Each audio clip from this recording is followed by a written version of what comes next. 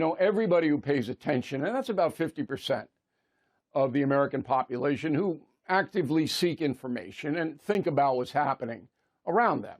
The other 50% are zombies. They're lost in cyberspace. They don't give a whit, don't pay attention. Some of them aren't smart enough to assimilate information. That's 50% of the country. That's a lot of people. But anyway, those of us who are interested in the United States of America, we know things aren't right. The best example, of course, the open border. That is a catastrophe. And day in and day out, President Biden doesn't do anything about it. Oh, it's the Republicans' fault for not passing the bill. The bill is terrible. Okay? If it were good, I would be waving that flag. It's not. I wouldn't vote for it if I were a senator or a congressperson. Biden does not want to close the border. Puts all of us in danger. And then in the big cities, I'm about 20 miles outside of New York City, outside of Manhattan, about 10 miles outside of Queens. Nobody's safe. And I mean nobody. The criminals are running wild all over the city because the progressive politicians control New York State and city, will not enforce the law. And that is a subject, again, and I'm sorry to be redundant here, but this is outrageous what I'm about to tell you. That is the subject of this evening's Talking Points memo. So listen to this. I'm going to go through it slowly. On March 27th, all right, last week, the NYPD answered a call in the Bronx, New York. They went to a house. The house was occupied by 8 squatters, adults, and a couple of children. Okay? The squatters were illegal aliens, or are illegal aliens. They came up from the border. They saw this dwelling in the Bronx that nobody lived in. They moved in. Almost immediately, they opened a cocaine store. They sold cocaine. And if you're going to do that in the Bronx or the tough neighborhoods, you got to have guns. And they had a slew of the guns. They had handguns, they had automatic guns, they had all of it. This is illegal aliens now. The cops go, they arrest 8 of them. Okay. 4 of them, I want to get this right, 4 of them appear before a judge named Eugene Bowen. He is notorious for being the softest judge on crime in New York City, and that's going something. This guy doesn't want to put anyone away. So what does he do? He releases 3 out of 4 illegal aliens who had cocaine and guns. No bail.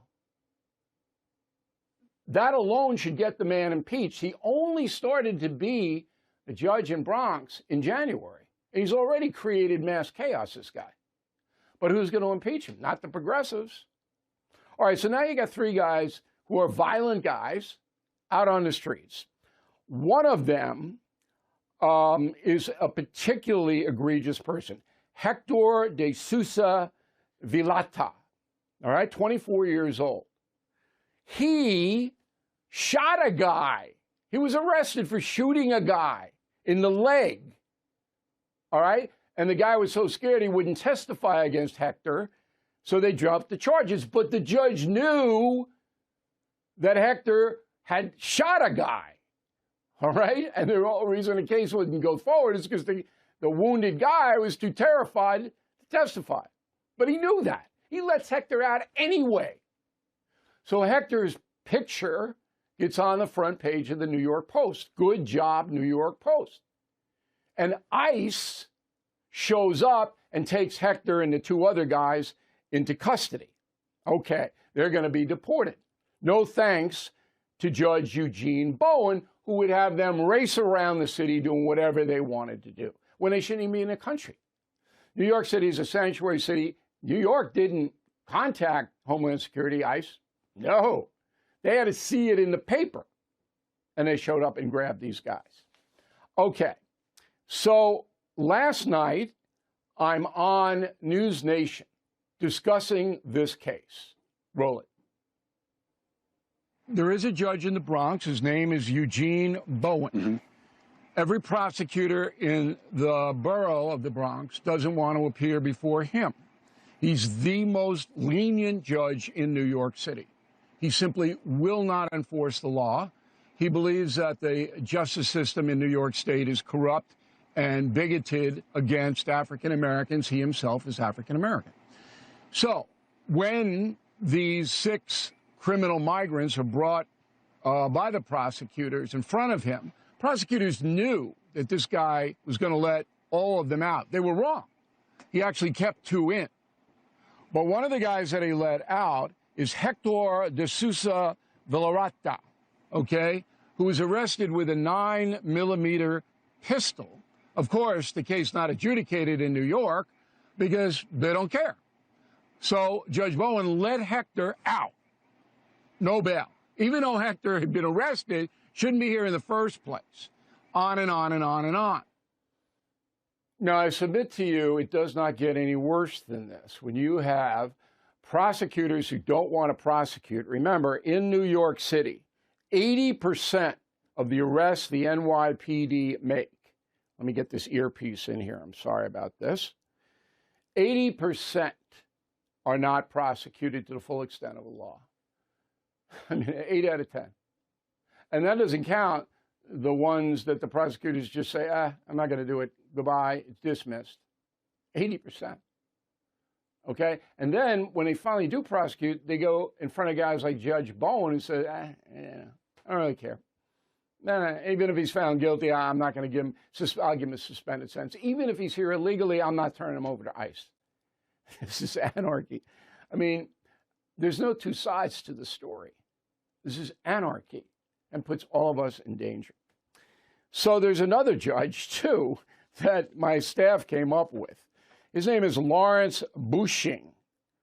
So Lawrence Bushing, almost identical, lets a guy named Yadira Arroyo in the Bronx out on March 16th without any bail. And I'm sorry, Yadira Arroyo is the dead person.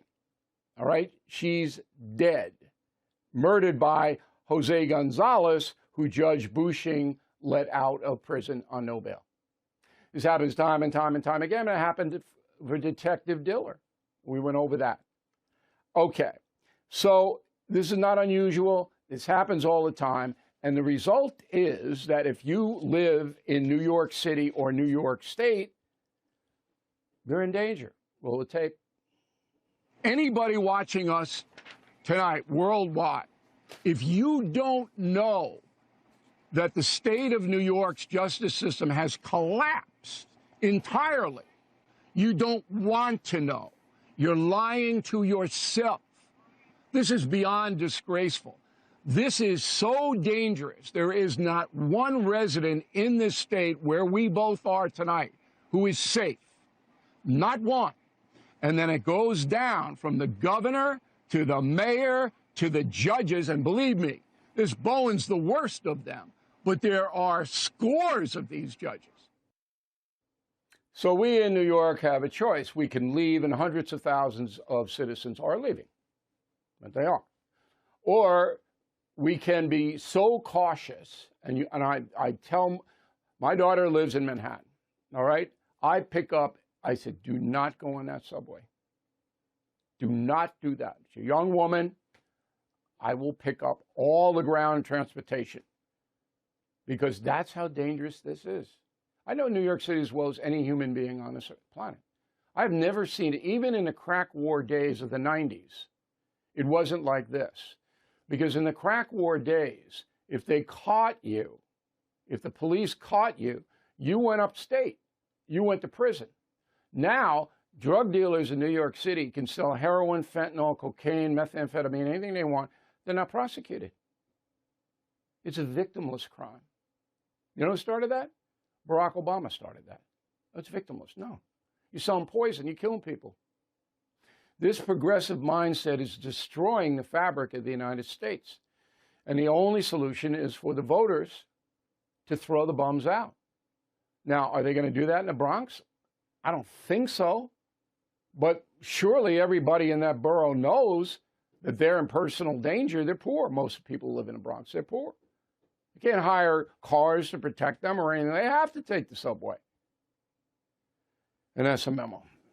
I never thought In a million years, I would see this.